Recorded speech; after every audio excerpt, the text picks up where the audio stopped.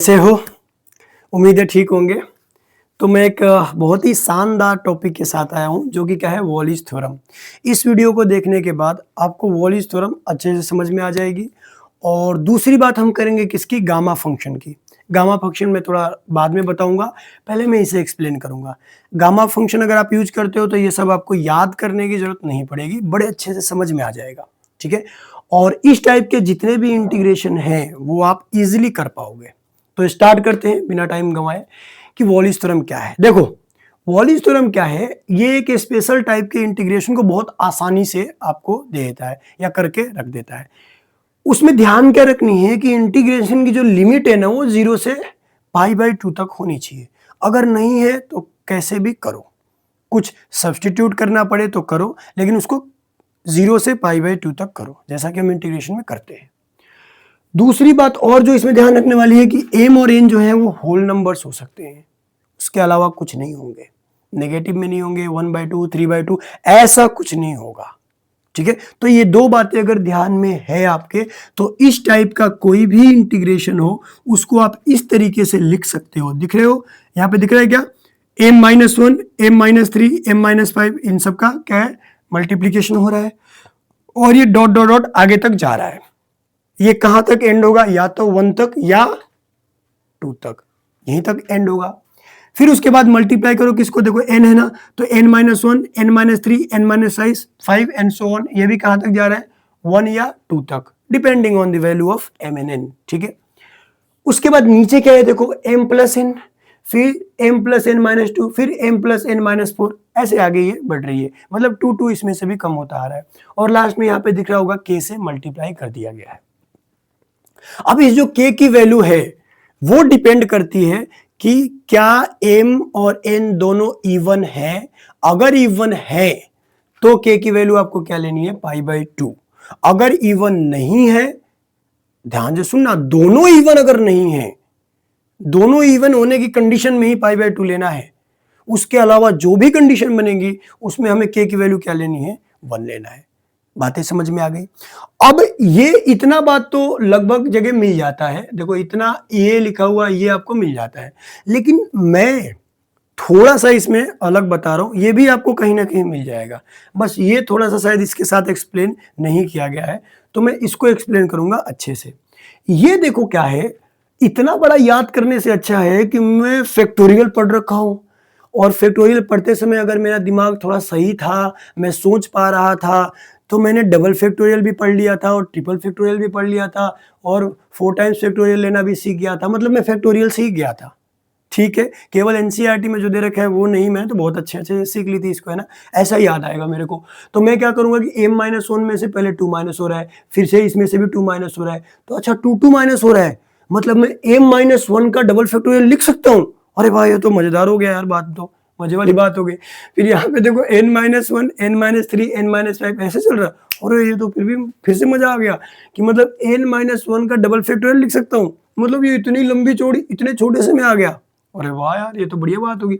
फिर नीचे देखो m+n m+n-2 m+n-4, ये भी चल रहा है, और तेरी इसमें मैं लिख सकता हूँ m+n का डबल फैक्टोरियल, मतलब काम हो गया। मैंने ऊपर लिख दिया क्या, m-1 का डबल फैक्टोरियल n-1 का डबल फैक्टोरियल, उन दोनों को मल्टीप्लाई कर दिया, और नीचे क्या लिख दिया, m+n का डबल फैक्टोरियल, और k जैसे पीछे मल्टीप्लाई हो रहा था वैसे यहाँ पे पीछे मल्टीप्लाई हो रहा है। ये बिल्कुल ही डिस्टर्ब नहीं हुआ और हमें करना भी नहीं है। k की वैल्यू हम इसके अकॉर्डिंग लिख ही सकते हैं, तो ये याद रखने से ज्यादा आसान है ये याद रखना। ठीक है, उम्मीद है कि समझ में आई होगी। आई क्या समझ में, चलो आई तो अच्छी बात है। अब इसको यूज करके इनके हम क्या करते हैं, वैल्यूज फाइंड करते हैं, फिर मैं बताऊंगा गामा फंक्शन।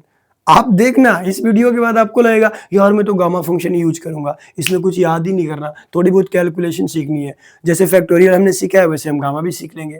ठीक है, ये कोई ज्यादा ऐसा नहीं है कि नया है, नहीं है।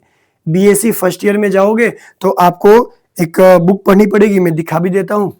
ये एक बुक है जो आपके इंटीग्रल कैलकुलस सेकंड के नाम से आएगी, इसको पढ़ोगे तो फर्स्ट चैप्टर में आपको जैसे फर्स्ट चैप्टर स्टार्ट करोगे यही आपको पढ़ने को मिलेगा, गामा फंक्शन। ठीक है, तो ये कोई नई बात नहीं है, बट हाँ आगे की चीजों को अगर हम यूज करते हैं ना तो बहुत अच्छे से क्वेश्चन को सॉल्व करते हैं। ठीक है, कितनी बार यही होता है भाई, इन इंटीग्रेशन को हम वैसे भी सॉल्व कर सकते हैं बट बहुत ज्यादा टाइम लगेगा, तो इसीलिए हम थोड़ा एक्स्ट्रा तो सीखें, थोड़ा दिमाग तो लगाएं। तो देखो इसको हम करते हैं वॉलिस थ्योरम से। कैसे करेंगे देखो, यहां पे m और n दोनों क्या है, इवन है, तो ये तो तय हो गया कि k की वैल्यू π/2 रहने वाली है, इसमें तो कोई दो राय है ही नहीं। तो देखो अब इसके अकॉर्डिंग क्या है, m-1, तो यहाँ पे क्या हो जाएगा 4-1, और इसका क्या हो रहा है डबल फैक्टोरियल। और क्या है देखो n-1 और उसका डबल फैक्टोरियल, सो 2-1 और इसका भी डबल फैक्टोरियल, अपॉन नीचे क्या हो गया m+n मतलब 4+2, इसका क्या हो गया डबल फैक्टोरियल। और यहाँ पे π/2 आएगा ही k की जगह, क्यों, क्योंकि दोनों इवन है। अब देखो 4-1 ये क्या हो गया 3 का डबल फैक्टोरियल, और ये क्या हो गया 1 का डबल फैक्टोरियल। ठीक है, इन दोनों को मल्टीप्लाई कर दो, और नीचे क्या हो रहा है 6 का डबल फैक्टोरियल, और यहाँ पे क्या हो रहा है π/2। तो अब इसको खोलना स्टार्ट करो, 3 का डबल फैक्टोरियल 3, और उसके बाद जैसे 2 माइनस करोगे 1 आ जाएगा, 1 का डबल फैक्टोरियल 1। देखो फैक्टोरियल जब भी लेते हैं तो नंबर से छोटा नहीं आता है, तो जाहिर सी बात है इसकी वैल्यू भी 1 हम ले सकते हैं। नीचे क्या हो गया 6 का डबल फैक्टोरियल, ये क्या बच गया 6 बच गया, फिर क्या बच गया 4 बच गया, फिर 2, और उसके पीछे उसके बाद हम जाएंगे नहीं, और यहाँ पे हो गया π/2। और तेरे ऊपर क्या वैल्यू आ गई भाई, देखो यहाँ पे आ गया 2, और ये आ गया 16, और ये आ गया 32, मतलब ये आ गया π/32। बताओ आंसर आया कि नहीं आया, डबल फैक्टोरियल से आया। अब आगे देखो मजा लेते हैं, ठीक है। देखो यहाँ पे क्या है m और n दोनों इवन नहीं है, दोनों ऑड वाली कंडीशन में याद भी नहीं रखनी, दोनों इवन नहीं है, तो k की वैल्यू क्या लेनी है 1 लेनी है, ये बात तो हो गई। उसके बाद देखो m-1 का डबल फैक्टोरियल, और यहाँ पे n-1 का डबल फैक्टोरियल, अपॉन m+n का डबल फैक्टोरियल। तो ध्यान से देखो k की वैल्यू तो हमने 1 ले ही ली है, ये हो गया 4, क्या हो गया 4 हो गया, और 4 का डबल फैक्टोरियल, और ये हो गया मल्टीप्लाइड बाय 2, क्या हो गया 2 का डबल फैक्टोरियल। नीचे क्या आ गया 8 का डबल फैक्टोरियल, ऊपर क्या हो गया 4, 2 माइनस करो 2, आगे जाना नहीं है, और डबल फैक्टोरियल जो है 2 का उसकी वैल्यू क्या है 2 ही है। भाई उस नंबर से तो छोटी आ ही नहीं सकती फैक्टोरियल, चाहे एक बार लो 2 बार लो 3 बार लो, नंबर तो आएगा ही आएगा, उससे छोटा तो नहीं आएगा। नीचे देखो 8 का डबल फैक्टोरियल 8 6, हाँ ये 4 आ गया, फिर 2 आ गया, उसके बाद जाने की जरूरत नहीं है। तो देखो इससे क्या हुआ ये कैंसिल हो गया, इससे क्या हुआ ये कैंसिल हो गया, तो बताओ क्या हो गया 1/24 आया कि नहीं आया, आया। ठीक है, आगे देखो, अरे इसमें क्या करें, इसमें तो कोस है ही नहीं, तो कोस नहीं है तो मैंने अभी बताया था कि m और n क्या होंगे होल नंबर्स होंगे। यहाँ पे n की वैल्यू क्या है 0 है, तो चलो 0 से हम स्टार्ट हो जाते हैं। ये देखो m क्या है 7 है, तो 7-1 का डबल फैक्टोरियल लेंगे, और थोड़ी देर के लिए लिखने के लिए, दिल को संतोष देने के लिए, ठीक हो, दिल को बहलाने के लिए लिख लो कि n की जगह क्या है 0 है, उसमें से 1 माइनस किए और इसका डबल फैक्टोरियल लिए। नीचे देखो क्या हो जाएगा 7+0, ठीक है, या इसमें क्या करेंगे 7+0 का डबल फैक्टोरियल लेंगे, तो ये क्या हो जाएगा 7 का ही डबल फैक्टोरियल हो जाएगा। अब देखो 7 क्या है भाई, ये तो ऑड है, अब हमें अगला देखने की जरूरत ही नहीं है। एक अगर ऑड आ गया तो फिर हम क्या करेंगे k की वैल्यू 1 ही लेंगे, तो फिर आगे की कहानी स्टार्ट कर दो। ये हो गया 6 की डबल फैक्टोरियल, अपॉन में क्या हो गया 7 का डबल फैक्टोरियल, तो ऊपर आपके क्या बच गया ये देखो, तो ऊपर बच गया आपका 6, फिर बचा 4, फिर बचा 2, उसके बाद हमें जाना नहीं है, और ये हो गया 7, फिर बचा 5, फिर बचा 3, उसके बाद 1 बचेगा, तो 1 तक जाने की जरूरत है नहीं। तो ये देखो क्या हो गया, ये 2 टाइम्स गया, तो ऊपर क्या बच गया 16, और नीचे क्या बच गया 35। बोलो समझ में आया कि नहीं आया, कोई दुविधा कोई चिंता नहीं है, होनी भी नहीं चाहिए, क्योंकि काम क्या कर रहे हैं हम बहुत आसान सा कर रहे हैं। ठीक है, अगला देखो क्या है कोस की पावर 6x है। इसमें देखो कोस की पावर 6 है, इसमें मतलब ये क्या है, इवन है। हम अब देखो जीरो को इवन मान के चल रहे हैं, इवन नंबर में शामिल नहीं होता, इवन इंटीजर तो होता ही है, होल नंबर तो होता ही है, तो दोनों इवन आ गए। मतलब इस कंडीशन में k की वैल्यू में π/2 लेनी है, ये बात तो श्योर है। तो ये देखो 0 - 1 दिल बहलाने के लिए ले लिया डबल फैक्टोरियल, और ये क्या ले लिए 6 - 1, इसका भी हमने डबल फैक्टोरियल ले लिया, अपॉन में क्या हो गया 6 का डबल फैक्टोरियल हो गया। क्लियर? तो ये देखो, और यहाँ पे हमने k की जगह क्या ले लिया भाई, π/2 ले लिया, कोई गलती नहीं। तो इसको तो हम वैसे ही जैसे यहाँ पे इसको उड़ा दिए थे, क्या कह के 1 कह के, वैसे इसको लिखने की जरूरत नहीं होती है, क्योंकि माइनस वगैरह में तो हम जाते ही नहीं है फैक्टोरियल में, ठीक है। तो ये क्या हो गया 5 का डबल फैक्टोरियल अपॉन 6 का डबल फैक्टोरियल, और ये π/2 से मल्टीप्लाई कर दो, तो ये क्या हो गया 5 3, आगे जाने की जरूरत नहीं है, और ये क्या हो गया 6 4 2, आगे जाने की जरूरत नहीं है, और ये हो गया π/2। यहाँ से देखो ये क्या हो गया 2, तो ऊपर बच गया 5 पाई, और नीचे बच गया क्या 16, और ये 32। बताओ आंसर आया कि नहीं आया, एक बार देख लो, ठीक है। उम्मीद है कि समझ में आ गया होगा। तो ये है वॉलिस थ्योरम की कहानी। अगर इस तरह से नहीं हो पा रही है आपकी जुबानी, तो कुछ नहीं करना है, थोड़ा सा लगाना है दिमाग और इसको कन्वर्ट कर लेना है डबल फैक्टोरियल में, ठीक है। और उसके बाद की इतनी कैलकुलेशन आसान लग जाएगी, ठीक है। लेकिन अब हम बात करते हैं गामा फंक्शन की। मज़ा ही आएगा गामा फंक्शन देख के आपको कि अरे याद ही नहीं रखना अपने को, तो अपन तो इधर ही चल रहे हैं, थोड़ा सा एक्स्ट्रा तो पढ़ना है, क्या ही दिक्कत है ना भाई। जेई कर रहे हो तो थोड़ा सा तो एक्स्ट्रा पढ़ोगे ही पढ़ोगे। अब देखो गामा फंक्शंस की 3 प्रॉपर्टीज हमें समझनी है, ठीक है। उसके बाद आप रैंडम तरीके से यूज करो, बस इस चीज का ध्यान रखना 0 से π/2, और इसी फॉर्म का होना चाहिए, रैंडमली यूज करो मजे मजे में। तो देखो पहली जो प्रॉपर्टी है वो क्या है, gamma n plus 1 is equal two factorial n, जहां पे n क्या होगा नेचुरल नंबर। सभी जो n हम लेंगे वो कहां से आएंगे, नेचुरल नंबर से आएंगे। ये पहली प्रॉपर्टी हो गई।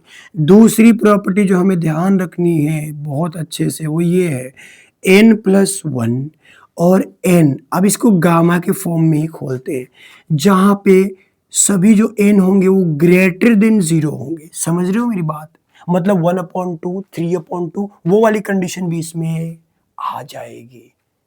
समझ में आया। और तीसरी बात जो चुन्नू मुन्नू सी बात है कि गामा 1/2 की वैल्यू क्या लेनी है, रूट में पाई लेनी है। समझ में आया, आया कि नहीं आया, आया। अब थोड़ा सा पहले तो मैं इसकी प्रैक्टिस करा देता हूं। क्यों, क्योंकि इसको हम यूज करने वाले हैं, और इसकी अगर प्रैक्टिस हो गई तो फिर तो मजे ही मजे है। गामा आपकी मतलब इतने याद करने वाली चीज को ही दूर कर देगा। कोई बोलेगा क्या कि इसमें भी तो हमें 3 बातें याद करनी पड़ रही है, उसके बाद कैलकुलेशन सीखना पड़ रहा है, तो क्या हुआ, फैक्टोरियल आपने सीखा, फैक्टोरियल के याद करने की जरूरत है क्या, नहीं है। अरे कैलकुलेशन वो आपके माइंड में बैठ जाता है, क्योंकि कैलकुलेशन कोई याद रखने वाली चीज नहीं होती है, वो तो चलते फिरते काम में आने वाली चीजें हैं, ठीक है। तो देखो अब हम क्या करने वाले हैं, कुछ एग्जाम्पल्स देखने वाले हैं। पहले तो हम फर्स्ट वाले के ऊपर देखेंगे। मान लो अगर गामा हमारे पास 5 आ गया, तो इसको मैं कैसे कैलकुलेट करूंगा, तो इसको मैं लिखूंगा गामा 4 + 1, और आपको दिख रहा होगा पहली वाली प्रॉपर्टी क्या कह रही है, तो इसकी वैल्यू कितनी हो गई फैक्टोरियल 4, और फैक्टोरियल 4 की वैल्यू आपको पता है अगर जे सीरियसली कर रहे हो तो, ठीक है। अगली बात अगर मैं कहूँ गामा 6 है, तो आप बोलोगे कोई दिक्कत नहीं है, इसको हम 5 + 1 गामा 5 + 1 लिख सकते हैं, और इसको हम लिख सकते हैं फैक्टोरियल 5। समझ में आया। उसके बाद अगर गामा 7 की बात करें तो बोलोगे इसमें भी कोई बात नहीं, 6 + 1 लिख दिए, और यहाँ पे फिर से ये क्या बन गया, फैक्टोरियल के फॉर्म में बन गया, क्या बन गया, फैक्टोरियल 6 बन गया। समझ में आया, मजा आया। अब हम दूसरी प्रॉपर्टी को हल्की सी देख लेते हैं, हल्की सी, ज्यादा सी नहीं देखेंगे, हल्की सी देखेंगे। ये पहली प्रॉपर्टी हो गई। दूसरी प्रॉपर्टी पे थोड़े बहुत क्वेश्चन कर लो। देखो क्या कह रही है, अगर मुझे गामा 3/2 की वैल्यू निकालनी है तो मैं क्या करूंगा, सबसे पहले तो इस फॉर्म में लिखूंगा। अब इस फॉर्म में मैं कैसे लिखूंगा भाई, तो 1/2 प्लस 1, गामा 1/2 प्लस 1। अब इसकी प्रॉपर्टी से खोल दो तो ये क्या हो जाएगा 1/2, और ये गामा 1/2, और गामा 1/2 की वैल्यू क्या होगी रूट में पाई। तो ये लो, ये आ गया रूट पाई अपॉन 2। किसकी वैल्यू आ जाएगी, गामा 3/2 की वैल्यू आ जाएगी। ठीक है, समझ में आया। इस पे पहला क्वेश्चन हमने देखा। दूसरा देखना है इसमें, अगर ऐसा कुछ आ जाए 5/2, गामा 5/2, तो कोई बात नहीं, सबसे पहले तो ऐसे लिखो। तो ये हो गया 3/2 प्लस 1, मतलब ये क्या हो गया 3/2 और गामा 3/2। अब गामा 3/2 की वैल्यू आपने निकाल ही ली है, तो यहाँ पे हो गया गामा 3/2, और इसकी वैल्यू कितनी आ जाएगी मल्टीप्लाइड बाई रूट में पाई अपॉन 2। तो ये क्या हो गया 3√π/2। समझ में आया। तो इन अ वे अगर मैं ये कहूँ, देखना एक तरीके से अगर मैं ये कहूँ कि आपको तीसरा एग्जांपल इसी में लिखना कि आपको अगर गामा 7/2 की वैल्यू निकालनी है, तो सबसे पहले तो इसको इस तरीके से एडजस्ट कर लो। तो ये हो गया 5/2 प्लस 1। अब काम खत्म। तो अब आप क्या लिखोगे इसके equal 5/2 multiplied by 3/2 multiplied by 1/2 multiplied by root pi. समझ में आया। अगर मैं कहूँ कि ये गामा 9/2 है, तो बोलोगे सबसे पहले तो ऐसे तोड़ लूँ मैं एक बार, हालांकि बाद में ये दिमाग में बैठ जाता है कैसे तोड़ना है। 7/2 प्लस 1, तो इसकी वैल्यू मैं कैसे लिखूंगा, मिल गया 7/2, 5/2, फिर 3/2, फिर 1/2, उसके बाद रूट में पाई। रूट में पाई क्यों, क्योंकि अगर 1/2 आ रहा है तो लास्ट में गामा में क्या बचेगा, तो गामा 1/2 बचेगा, और उसकी वैल्यू क्या होगी रूट पाई होगी। तो ये बात समझ में आ गई होगी, मेरे अकॉर्डिंग तो आ गई होगी। नहीं आई है तो कुछ और थोड़ी सी प्रैक्टिस कर लेना। जैसे मान लो मैंने ये कहा कि गामा 11/2 की वैल्यू निकालो। कोई दिक्कत नहीं है, आप तो डायरेक्टली करो, या डायरेक्टली नहीं करना है तो एक स्टेप बढ़ा दो, इसको 9/2 प्लस 1 लिख दो। और 9/2 को हमने कैसे लिखा, तो वही देखो 9/2, आगे 7/2 हो जाएगा, आगे 5/2 हो जाएगा, फिर 3/2 हो जाएगा, फिर 1/2 हो जाएगा, फिर ये रूट में पाई हो जाएगा। तो उम्मीद है कि गामा के ये 3 जो प्रॉपर्टीज हैं वो आपको समझ में आ गए होंगे, इसमें कोई दो राय नहीं है। नहीं आए तो थोड़ी बहुत प्रैक्टिस, चुन्नी मुन्नी सी प्रैक्टिस कर लेना। समझ में आ रहा है। और ये कोई मैं बता रहा हूँ अलग से प्रॉपर्टीज़ नहीं है भाई, जाहिर सी बात है मैंने भी सीखा है, बीएससी फर्स्ट ईयर में सीखा है, और ये बुक आपको पता ही है भाई। ये बुक का फर्स्ट चैप्टर जैसे भी आप पढ़ोगे, जैसे ही पढ़ोगे यही आपको मिलने वाला है। तो थोड़ा सा आगे पढ़ लेने से क्या होता है, चीज़ें आसान लगती है। और आजकल क्या है, कंपटीशन का ज़माना है, थोड़ा ज़्यादा जानोगे, चीज़ों को और अच्छे से करके आओगे, जल्दी करके आओगे, ठीक है, तो मज़ा आएगा। हाँ, समझना है, बिल्कुल समझना है, एकदम बिल्कुल तरीके से भी आना चाहिए और जल्दी भी आना चाहिए, ठीक है। तो अब मैं मिटाता हूँ जिन क्वेश्चंस को मैंने वॉलिस थ्योरम से करवाया, उन्हीं क्वेश्चंस को हम क्या करेंगे, गामा फंक्शन के हेल्प से करेंगे, ठीक है। देखो ध्यान से, तो पहला जो क्वेश्चन है वो क्या है, देखो इंटीग्रेशन फ्रॉम 0 to π/2, और यहाँ पे साइन की पावर क्या है 4x, और कोस की पावर 2x, और यहाँ पे क्या है dx है। भैया हमें नहीं देखना है कि ये क्या है, n इवन है, m इवन है, हमें नहीं mn देखना ही नहीं है। अब तो बस गामा फंक्शन लगाएंगे, देखो कैसे, ये क्या हो जाएगा 4 + 1/2, गामा 4 + 1/2, गामा 2 + 1/2 अपॉन 2, और ये गामा 4 + 2 + 2/2। मतलब हमारे पास क्या बना, ये देखो, ये बना गामा 5/2, और ये बना गामा 3/2, और नीचे क्या बन जाएगा अपने, ये 2 आ गया, ये देखो 6 8, तो ये गामा क्या हो जाएगा 4, और ये बहुत आसान हो गया है। तो अब देखो 5/2 को हम क्या लिखेंगे, अभी मैंने बताया था आपको, समझाया भी था कि 5/2 को मैं ऐसे लिख सकता हूँ 3/2 + 1, ध्यान रहेगा, और 3/2 को मैं ऐसे लिख सकता हूँ 1/2 + 1, ये समझाने के लिए। बाकी और इसको मैं फैक्टोरियल क्या लिख सकता हूँ 3। भाई गामा 4 को मैं क्या लिख सकता हूँ, यहाँ से देखो ना, फैक्टोरियल 3, तो बात खत्म। अब आगे आ जाओ, इसको जैसे मैंने अभी खुलवाया था, मतलब जैसे एक्सपेंड करवाया था, ठीक है, वैल्यू निकलवाया था, ठीक है। तो ये क्या हो गया 3/2, फिर इसके बाद 1/2 मल्टीप्लाइड बाई रूट पाई। अगला देखो क्या है, इसको कैसे करोगे, तो 1/2 मल्टीप्लाइड बाई रूट पाई, ठीक है, अपॉन में क्या आ गया 2 मल्टीप्लाइड बाई 3 मल्टीप्लाइड बाई 2। तो देखो क्या क्या कैंसिल हुआ, इससे ये कैंसिल हुआ, हुआ क्या कैंसिल, नहीं हुआ। अब बचा क्या, देखो ऊपर पाई और नीचे क्या बचेगा 1 2 3 4 5, मतलब 2 की पावर 5, तो कितना हो गया 32। समझ में आया गामा फंक्शन से। अगला क्वेश्चन देखते हैं गामा फंक्शन की सहायता से। ये क्या है, इंटीग्रेशन फ्रॉम 0 टू π/2 और साइन की पावर क्या है यहाँ पे 5x, ठीक, और कोस की पावर 3x dx, ये हमें कैलकुलेट करना है, तो कर लो भैया।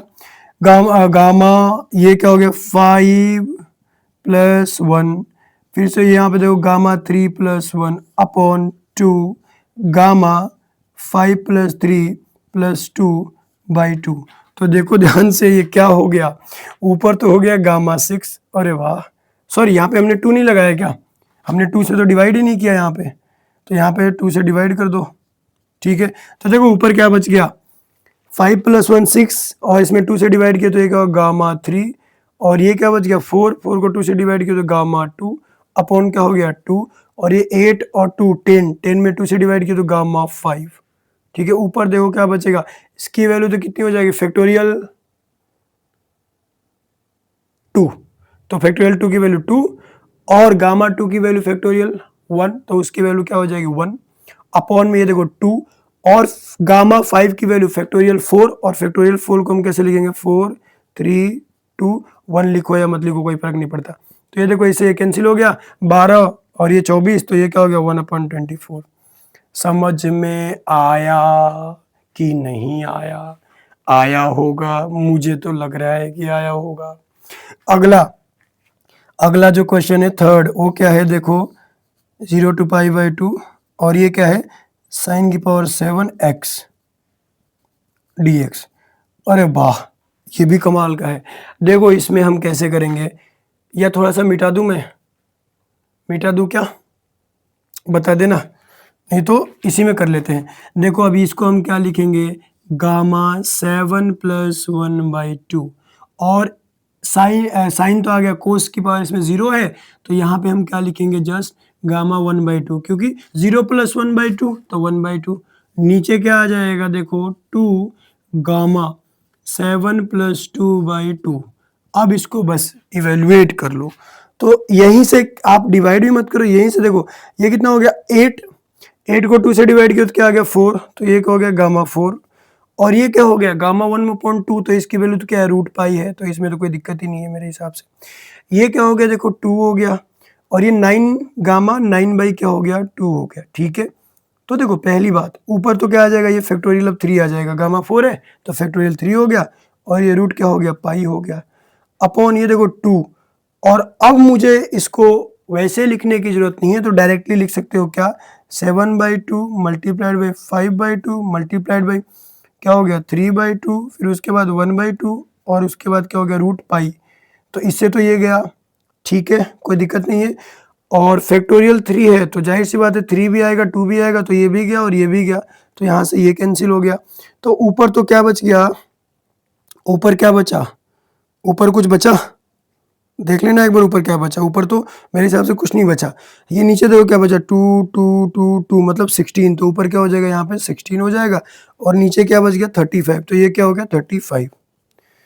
तो देखो इसका भी आंसर क्या आ रहा है 16/35, उसका भी आंसर क्या आ रहा है 16/35 आ रहा है। एक लास्ट क्वेश्चन बचा है बट द नॉट लिस्ट, तो हम इसको भी यहाँ पे कर लेते हैं, थोड़ा सा एडजस्ट कर लेते हैं, ठीक है। यहाँ पे समझ लेना, अब तो समझ में आ गई होगी, तो इतना साफ सुथरे जगह पे तो क्या ही करे, अब तो हो ही गया है ना। तो देखो ये क्या हो गया आपका इंटीग्रेशन 0 से कहाँ तक लग रहा है π/2 तक लग रहा है, ठीक है। और ये क्या है cos की पावर 6x और dx, ठीक है। गामा के फॉर्म में देखो लिखो इसको गामा 6+1/2, यहाँ पे हो गया गामा 1/2, क्योंकि यहाँ पे m की वैल्यू क्या है 0 है, तो वहाँ पे क्या हो गया 1/2, और नीचे हो जाएगा 2 गामा 6+2/2, ठीक है। तो देखो ये किसके इक्वल आ गया, इसको सीधा सीधा ऐसे लिख दो, तो 6/2 7 हो जाएगा ना, तो 7 बाई क्या हो जाएगा 2 हो जाएगा, और ये रूट क्या हो गया पाई हो गया। अपॉन में ये देखो 2 और नीचे 8 हो जाएगा, 8 को 2 से किया तो ये गामा 4 हो जाएगा, मतलब नीचे 2 फैक्टोरियल 3 आ जाएगा। अब 7 की वैल्यू कैसे निकालेंगे, तो 7 को 5/2 + 1 लिखोगे तो ये क्या हो जाएगा, ऊपर 5/2 मल्टीप्लाइड बाई 3/2 मल्टीप्लाइड बाई 1/2, और ये आ जाएगा रूट पाई, और एक रूट पाई यहाँ पे ऑलरेडी है, और नीचे क्या हो जाएगा देखो 2 और फैक्टोरियल 3, और फैक्टोरियल 3 को अब मैं यहाँ पे लिख ही देता हूँ, तो ये क्या हो जाएगा 3 मल्टीप्लाइड बाई 2। तो देखो 3 से 3 तो कैंसिल हो गया, ऊपर क्या बच गया 5 पाई, और नीचे देखो क्या बचेगा 1 2 3 4 5, मतलब 2 की पावर 5 हो गया, तो ये क्या आ गया 32 आ गया। तो बताओ मुझे, आप इस मेथड से भी करोगे तो भी आंसर वही आएगा, इस मेथड से भी करोगे तो आंसर वही आएगा। वॉलिज थ्योरम में थोड़ा सा ये चीज़ों को आपको याद रखना होगा, और फैक्टोरियल इसमें गामा में थोड़ा सा इसको देख लो ताकि कैलकुलेशन अच्छी हो जाए, और इस तरीके से करोगे, कुछ याद नहीं रखना है। बिलीव मी कि आपको क्या होगा, कुछ दिनों तक ऐसा फील होगा कि बहुत ज़्यादा क्या है डिफिकल्ट है, बट बाद में आपको ऐसा फील होगा नहीं है डिफिकल्ट नहीं है, हमने अच्छा किया है, कैलकुलेशन समझ लिया कि एन में हमें कुछ याद ही नहीं करना पड़ा। समझ में आ रहा है क्या? तो आई होप कि इसमें आपको बहुत सारी बातें समझ में आई होगी, एंड आप अच्छे से अपनी प्रिपरेशन करो। हो सकता है मेरे पास अभी डिजिटल बोर्ड नहीं है, तो मैं अभी क्वेश्चंस को लिख के नहीं, आप मतलब अब वहाँ पे तो स्लाइड्स होते हैं, आपने भगाया नई वाली आ गई तो उसमें आपने क्वेश्चन को सॉल्व करा दिया, वो थोड़ा इजी होता ही है, बट यहाँ पे मैं क्या करता हूँ लिखता हूँ, और काफ़ी चीज़ों को मैं यहाँ से हटा भी नहीं सकता, बट इट्स ओके, मुझे मज़ा आ रहा है तो मैं वैसे ही कर रहा हूँ, कोई दिक्कत नहीं है। So thanks for watching, will meet in next video with something interesting.